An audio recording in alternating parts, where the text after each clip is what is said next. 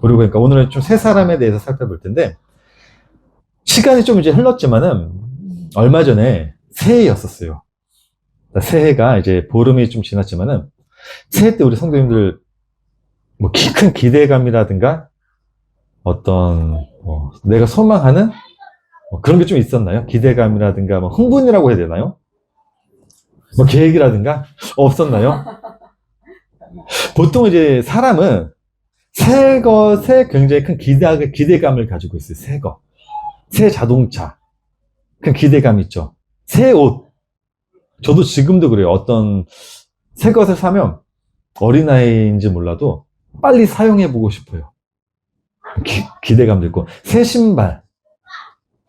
와이프도, 뭐, 남편도 새 거였으면 좋나요, 혹시? 그건 또 아닌가요? 이렇게 사람은 새 것에 어떠한 그 기대감과 이렇게 어떤 소망을 가지고 있다는 거예요. 새 것에 대한. 근데 이 세상에 있는 새 것은 결국 헛것이 되고 만다는 거죠. 내가 가졌던 기대감도 소망도 시간이 지나면 다 헛것이 돼요.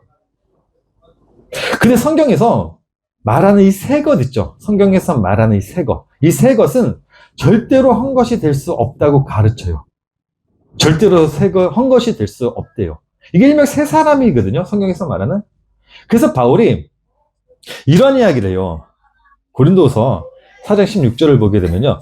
고린도서 4장 16절을 보니까 그러므로 우리가 낙심하지 않으니 우리의 겉사람은 낡아지나 우리의 속사람은 날로 새로워진대요. 우리의 겉사람은 낡아지나 헛것이 돼요. 가면 갈수록 헛것이 되지만 내 속사람은 더 늘 새롭대요. 여기서 말하는 겉사람은요, 우리가 생각하고 있는 흙으로 지음받은 육을 뜻해요. 껍데기. 속사람은 그 외의 모든 것, 내 자신 모든 것을 말해요. 그렇다면 이 속사람은 왜 새로워진다는 거죠? 왜? 겉사람은 낡아지는데, 시간이 흐르면 이 우리 육체라는 것은 늙잖아요. 애기 피부 보면 뽀송뽀송하고 만지면 부드럽고. 근데 나이가 들면 지금 이제 뭐 집사님들 나이나 이렇게 되면 손등에 살을 이렇게 쓱 하면 어떻게 돼요? 어렸을 때는 살을 이렇게 딱 하면 금방 사라졌는데 지금은 이렇게 꼬집어서 딱 올리면 어떻게 되냐면 천천히 원상복귀 돼요. 헛것이 돼요. 죽음으로 간다고. 근데 속사람은 왜 새고가 된다고 하죠? 오늘 봤더니 날 때문에 그래요. 속사람은 날로 새로워진대요. 날 때문에. 자, 성경에서 말하는 이 날의 개념이 어떤 개념이었죠? 날. 이거 빛이라고 했어요. 빛. 창세기 말씀을 보게 되면 제가 말씀을 드렸지만은 하나님이 빛을 낮이라 부르시고 이 낮이 날을 의미하는데 이 날이 뭐예요? 빛이에요. 그러니까 속사람은 왜 새롭냐면 빛으로 살기 때문에, 빛이 있기 때문에 늘 새롭게 살아요. 절대로 헛것이 될 수 없어요. 그걸 요한이 그의 서신서에서 뭐라고 표현했냐면 말씀으로 표현해요. 이 빛을. 요한복음 1장 1절 말씀 보게 되면 태초에 말씀이 계시니라 라면서 5절 말씀을 봤더니 이 말씀을 뭐라고 설명하죠? 빛이 어둠에 비치며 이 말씀을 빛으로 설명해놨죠. 그러니까 속사람은 말씀으로 살기 때문에 늘 새롭게 살아요. 근데 실제적으로 빛은 어디에 있대요? 말씀의 빛인데 이 빛은 어디에 있대요? 4절 말씀 봤더니 그 안에 생명이 있었으니 이 생명은 사람들의 빛이래요. 그러니까 말씀 안에 빛이 있었다는 거죠. 이 빛이 진짜 빛이라는 거예요. 그 말씀은 뭐죠? 말씀은 우리가 알듯이 말씀 1장 14절 말씀 보게 되면 말씀이 육신이 되어 우리 가운데 거하심에 말씀은 뭐죠? 겉사람. 흙으로 지음받은 그냥 육. 우리가 생각하고 있는 흙으로 지음받은 이 육. 우리가 지금 보고 있는 이 육. 이건 말씀이죠? 근데 이 말씀은 점점 쇠퇴해지고 헛것이 되지만 내 안에 있는 그 빛, 말씀 안에 있는 그 빛, 예수님 안에 있었던 그 빛, 그 빛 때문에 예수님 역시도 어떻게 사는 거죠? 날로 사는 거. 잘 보세요. 예수님이 이 땅에 오셔가지고 보여주신 게 뭐죠? 어떤 걸 보여주셨죠, 우리들에게? 죽음과 부활을 보이셨죠. 그게 예수님이 가지고 계셨던 뭐죠? 빛이잖아요. 육이란 건 뭐냐면, 예수님 입고 오신 육이란 건 뭐냐면, 자기 안에 있는 그 빛을 보여주시는 도구일 뿐이란 거죠. 육이라는 거. 그래서 육은 가면 갈수록 뭐 하냐면, 헝것이 돼요. 죽어야 되니까. 내 육은 죽음으로 간다고요. 예수님 역시도 죽음으로 향해 가지고 입으셨던 게 몸이었었어요. 육. 그 육은 내 안에 있는 예수님이 비춰주는 그 빛, 그 빛을 드러내는 거죠. 쉽게 얘기하면 전구라는 게 있죠. 전구. 전구에 보게 되면 안에 뭐가 있죠? 필라몬트라고 했나요? 거기에 빛이 딱 비치면 전구라는 건 어떻게 되죠? 그냥 밝게 비춰내죠. 이런 거예요. 그러니까 예수님이 오셨던 이 속사람은 날로 새로워진다는 건 뭐냐면, 그 속사람은 빛을 가지고 있으니까, 빛이니까 이 겉사람은 빛을 드러내는 거고, 그러니까 이 빛은 나의 속사람은 늘 그렇게 날로 사는 건데, 잘 보세요. 그 빛을, 예수님이 가지고 오셨던 그 빛, 예수님이 십자가에서 죽으시고 부활하셨던 그 빛을 나도 가지게 되면 우리도 어떻게 사는 거죠, 이 땅에서? 그 죽음과 부활로 사는 거 아닌가요? 그래서 바울이 이런 얘기를 한 거 아닌가요? 갈라디아서 2장 20절 말씀 보니까, 내가 그리스도와 함께 십자가에 못 박혔나니 그런즉 이제는 내가 사는 것이 아니요 오직 내 안에 그리스도께서 사시는 것이라. 이제 내가 육체 가운데 사는 것은, 우리는 그렇게 육체 가운데 사는 건 뭐냐면, 내가 육신으로 살아야지가 아니라 내 안에 있는 그 빛, 그 빛이 있으니까 나 역시도 어떻게 되는 거냐면 그 빛을 드러내는 자로 산다는 거죠. 근데 육이라는 것은, 그러니까 그 빛을 받은 사람들은 절대적으로 이 땅에서 내 육을 위해서 살지 않아요. 내 육의 것을 원하는 것을 살지 않는다고요. 내 육이 원하는 건 뭐죠? 이 땅에서 잘 사는 것, 내 소원을 들어주는 것, 내가 생각하는 모든 것들이 이루어지는 것, 그걸 위해 살지 않는다고. 왜? 그것은 어차피 죽음으로 가기 때문에. 우리가 이 땅에서 좋은 집을 살든, 돈을 많이 벌든, 자녀가 잘 되든, 결국에는 뭐죠? 죽음으로 내가 죽으면 끝나는 거 아닌가요? 우리가 잘 알듯이, 죽을 때 돈을 짊어지고 돈 갖고 갈 건 아니잖아요. 이런 것들을 위해 살지 않는다는 거예요. 하나님으로 이렇게 새 사람이 된 사람은 어떻게 사는 거냐면, 하나님의 형상으로 살아가요. 그 바울이 이런 이야기를 해요. 골로새서 3장 10절 말씀 보니까, 새 사람을 입었으니, 우리 새 사람을 입었잖아요. 새 사람이 어떤 사람이라고요? 그 빛, 예수님이 가지고 오셨던 그 빛을 받은 사람. 새 사람을 입었으니 이는 자기를 창조하신 이 형상을 따라, 그 형상을 따라 살아요. 근데 어디까지? 지식에까지 새롭게 하심을 입었대요. 자, 그렇다면 지식에까지 새롭게 입었다는 것은 뭐냐면, 어떤 말인 거냐면, 이걸 잘못 이해하게 되면 우리가 하나님의 말씀을 예수 그리스도로만 알면 된다. 쉽게 말하면 제가 늘 강조하듯이 영지주의자들 그노시스파로 가면 안 돼요. 하나님의 말씀을 우리가 예수 그리스도로 알았어? 그럼 나 구원받았어. 그 말씀 알았어? 그럼 나는 변화되었어. 이렇게 가면 안 된다고요. 이거 그노시스파 영지주의에서 자기들이 이야기하는 거고, 여기서 말하는 이 지식에까지, 물론 바울이 빌립보서 3장 8절에서는 이걸 이렇게 이야기를 합니다. 새 사람은 또한 모든 것을 해로 여기면 내 주 그리스도 예수를 아는 지식이 가장 고상하기 때문이라. 내가 그를 위하여 모든 것을 잃어버리고 배설물로 여기면 그리스도를 얻고. 이 지식을 어떻게 설명했느냐면, 예수 그리스도를 내가 아는 것으로만 정의를 해놨는데, 이걸 우리가 생각하는 그런 영지주의자들, 그노시스파들이 말하는 것처럼 이해를 하면 안 돼요. 바울이 말한 이 골로새서 3장 10절 있죠. 지식에까지 새롭게 하심을 입었다라는 말은 어떤 말이냐면, 성도님들이 가지고 있는 선이라는 사상이 있을 거예요. 착한 행동. 예를 들면 뭐가 있죠? 성령의 9가지 열매. 딱 하면 사랑과 희락과 오래 참과 자비와 양성과 충성과 온유와 절제, 이런 거 있잖아요. 오래 참음, 용서, 긍휼, 자비, 또 이런 선들 있죠. 이거를 사랑으로 묶은 걸 말해요. 사랑으로 이해하게 된 것. 이거 지식이라고 해요. 그래서 골로새서 바울이 이 3장 10절 뒤에 어떤 이야기를 해놓냐면, 12절 말씀 보게 되면 이런 이야기를 해놓죠. 그러므로 너희는 하나님이 택하사 거룩하고 사랑받는 자처럼 긍휼과 자비와 겸손과 온유와 오래 참음을 옷 입고, 누가 누구에게 불만이 있거든 서로 용납하여 피차 용서하되 주께서 너희를 용서한 것 같이 너희도 그리하고 이 모든 것 위에 뭐 해라? 사랑을 더하라. 사랑이 없는 이 긍휼, 자비, 겸손, 온유, 오래 참음, 용서, 사랑이 없으면 뭐가 되죠? 예를 들어 긍휼이라는 단어에 사랑이 없으면 어떻게 되죠? 세상적인 단어로 우리가 생각을 해보자고요. 긍휼이라는 게 뭐죠? 남에게 뭐 은혜를 베푸는 거, 도와주는 거, 이런 게 될 수 있겠죠. 여기 사랑이 없으면? 쉽게 이런 거죠. 우리가 길을 가는데 예전에는 뭐 그런 사람들이 많았어요. 도로나 버스 정류장이나 지하철에 가게 되면, 시장을 가게 되면 정말 다리 하나 없는 사람이 이렇게 접시를 이렇게 찬송가 틀어놓고 이런 사람들이 많았어요. 왜냐면 구걸하는 사람들이 많았죠. 그걸 보면 내 마음이 어떻게 되죠? 도와주고 싶잖아요. 사랑이 없으면 자기 감정적 동조가 되고 말아요. 그냥 돈을 주고 마는 거. 왜? 내 감정이 아프니까 그냥 도와주는 거. 이게 뭐라고요? 사랑이 없는 긍휼이라고요. 긍휼에 사랑이 게 없으면요, 자기 감정적 동조로만 끝이 나요.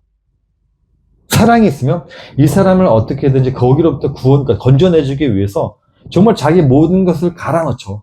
사랑이 있으면. 자비라는 것도 마찬가지로 사랑이 없으면 뭐가 되는 거죠? 내 마음이 편해서 하는 게 자비가 되는 거죠. 겸손에 사랑이 없으면 어떻게 되죠? 겸손에 사랑이 없으면 자기 비하가 돼요. 쉽게 이런 거죠. 자기 비하라는 게 뭐냐면 이 긍휼, 이 겸손에 사랑이 없으면 자기 비하가 되는 게 뭐냐면 우리가 다 같이 식당을 딱 갔다고 가정을 해보자고요. 자, 뭐 먹을래? 뭐 먹을래? 물어봐요. 사랑이 넘치는 사람, 자기 만족 있는 사람들은 뭘 먹어도 저는 상관이 없습니다 라고 이야기를 해요. 다른 사람을 먼저 바라보고 챙겨주니까. 근데 이 사랑인 게 없으면 어떻게 되냐면 겉은 저는 뭘 먹어도 상관없어요 한데 속은 뭐예요? 나 같은 게 뭘 먹어서 뭐하나, 나 같은 게 내가 먹고 싶어서 뭐하나. 사랑이 없는 겸손은 그렇게 간다고요. 자기 비하로 간다고요. 사랑이 없는 겸손은. 사랑이 없는 용서도 뭐가 되는 거죠? 대가가 되죠. 내가 너 용서해줬으니까 너 그만큼 나한테 뭔가를 해줘야 돼. 사랑이 없는 용서도 그렇게 된다고요. 세상에서 말하는 것조차도. 근데 바울은 뭐라고 그러냐면 여기에 뭐를 더하래요? 그렇기 때문에 사랑을 더하래요. 그러니까 사랑으로 긍휼하고, 사랑으로 뭐 용서하고, 사랑으로 뭐 겸손하고, 사랑으로 오래 참고, 이런 이야기를 해요. 왜? 이 모든 것에 사랑이 딱 결부가 되면, 사랑으로 하나가 돼버리면 그때부터 그건 뭐가 되냐면 복음이 되기 때문이거든요. 쉽게 얘기하면 그 대표적인 예가 성경에 등장하는 인물이 에녹과 요셉과 다니엘이라는 인물이에요. 물론 성경에 등장하는 모든 인물들은 하나 예수 그리스도를 설명하기 위해서 등장했다가 사라지는, 부정당하는 인물로 등장을 합니다. 예를 들어가지고 모세라는 인물을 하나님이 사용을 해요. 모세라는 인물을 통해서 하나님이 가르쳐 주려고 하는 게 뭐죠? 예수 그리스도죠.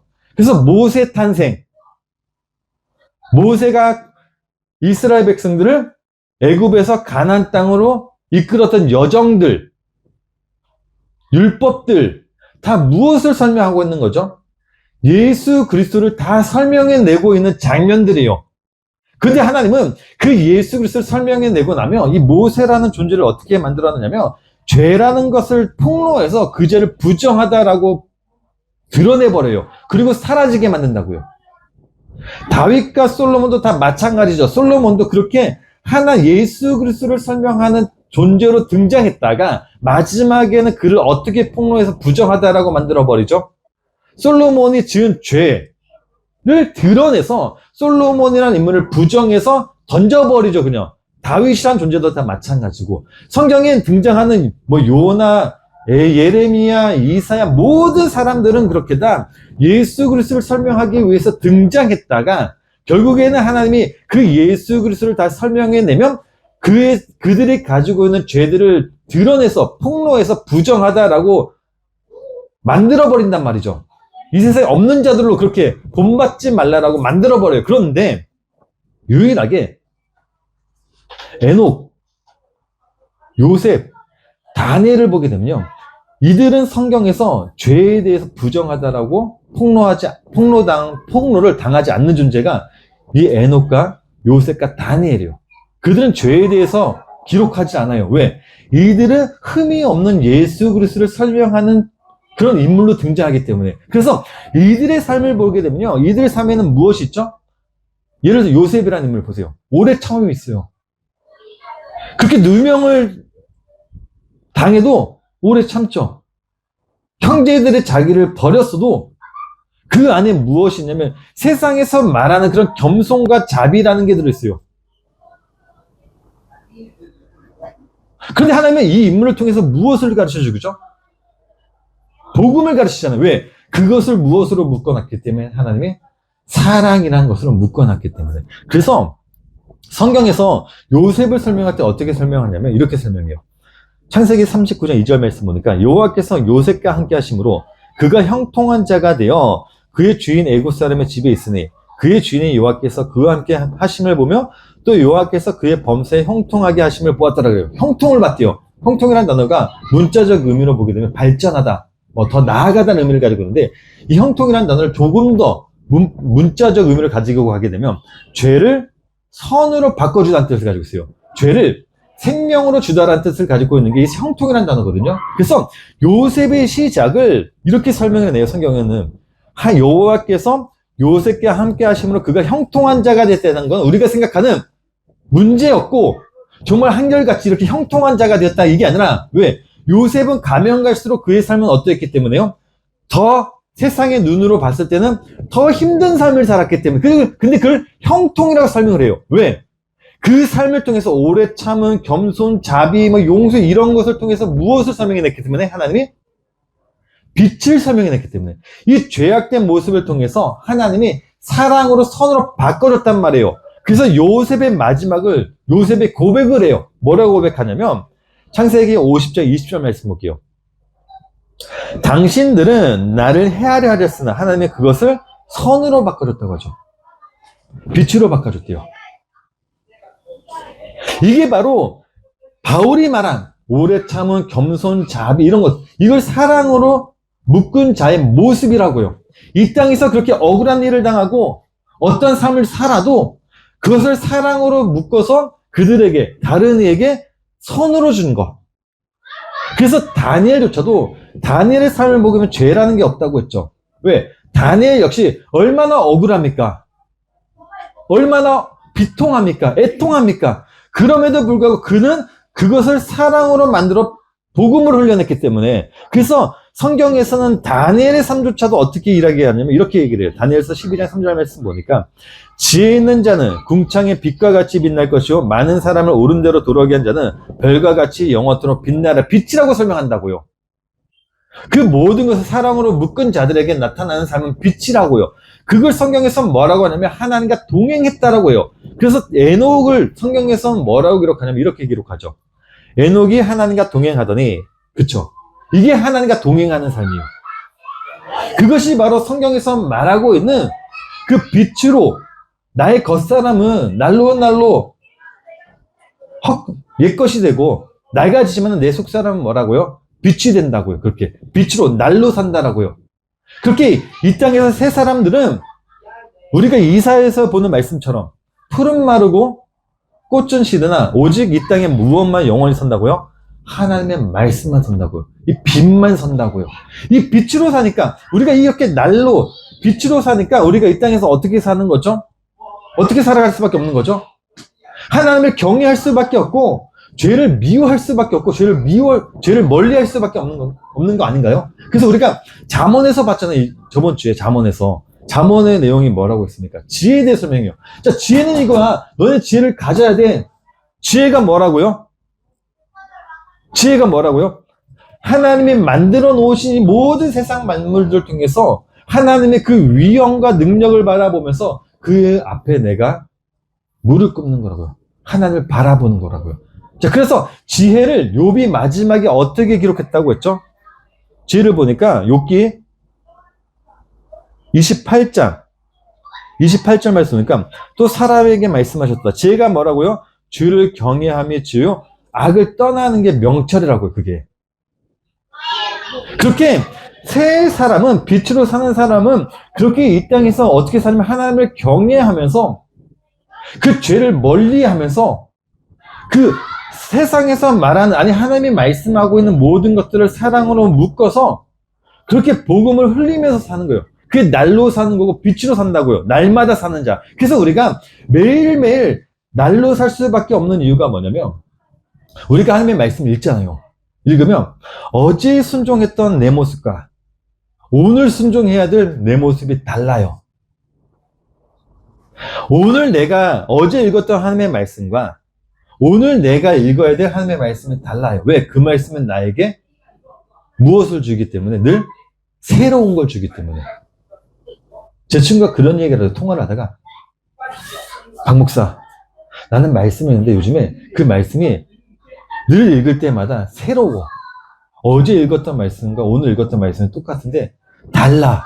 이런 얘기를 해요. 말씀은 그렇게 하나님의 말씀을 우리가 접하면 늘 그 말씀을 나에게 새 것으로 줘요. 그러니까 어제 순종할 내 모습, 오늘 순종할 내 모습, 내일 순종할 내 모습, 어제 내가 하나님을 경외했던 모습, 오늘 내가 하나님을 경외해야 될 모습, 내가 앞으로 하나님을 경외할 모습이 늘 다르니까 우리는 늘 삶 속에서 무엇을 살아요? 늘 새롭게 사는 거예요. 늘 빛으로 산다고요. 그걸 누가 소망했냐면 히브리인들이 소망을 했어요.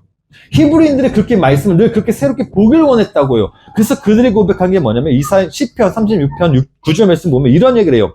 진실로 생명의 원천이 주께 있사오니 주의 빛 안에서 우리가 무엇을 본다고요? 빛을 본다고요. 그렇게 우리들은 새 사람들은 이 땅에서 나의 정욕과 내 겉사람, 내 죽어가는 육을 위해서 사는 게 아니라 그렇게 하나님의 말씀으로 날마다 우리는 그 말씀 속에서 그 새 말씀 속에서 사니까 우리는 늘 고백되어지는 게 뭐냐면 감사합니다라는 그 입이 내 입에서 고백되어질 수밖에 없다고요. 그게 성경에서 말하는 새 사람이라고 절대 한 사람이 될 수 없는 사람. 그게 바로 우리더라고요. 잠시 기도하도록 하겠습니다. 하나님,